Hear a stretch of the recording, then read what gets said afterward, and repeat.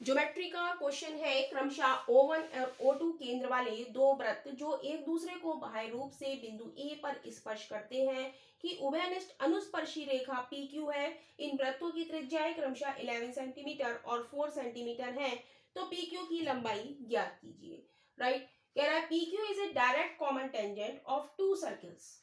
कह रहा है कि ये हमारे टू सर्कल्स हैं, तो यहाँ पर हम दो सर्किल ड्रॉ करेंगे।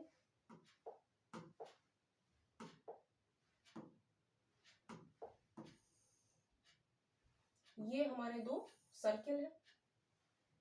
राइट,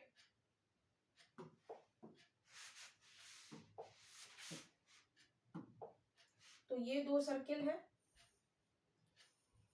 और ये कैसे है, ये एक दूसरे को बाह्य रूप से स्पर्श करते हैं। राइट, तो ये क्या कर रहे हैं, बाहर से इसको एक दूसरे को स्पर्श कर रहे हैं। राइट, तो कह रहा है कि बाह्य रूप से बिंदु ए पर स्पर्श करते हैं। ये जो बिंदु है ये क्या है, ये क्या है, बिंदु ए है। और कि उभयनिष्ठ अनुस्पर्शी रेखा, ये जो इसकी डायरेक्ट कॉमन टेंजेंट है ये है PQ। पेन चेंज कर देते हैं।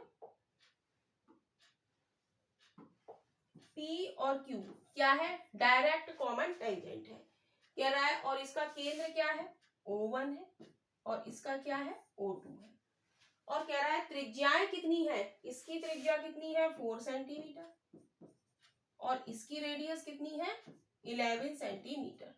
तो इस क्वेश्चन में हम डायरेक्ट कॉमन टेंजेंट का फॉर्मूला लगाएंगे। तो डायरेक्ट कॉमन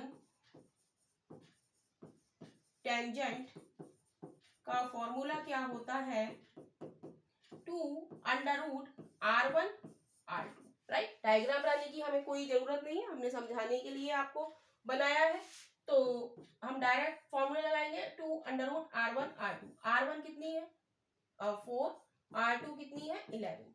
तो 2√44 हो गया, 11 चौक 44, दो बाहर आ जाएंगे, 2 क्रॉस 2 अंदर क्या रह जाएगा 11।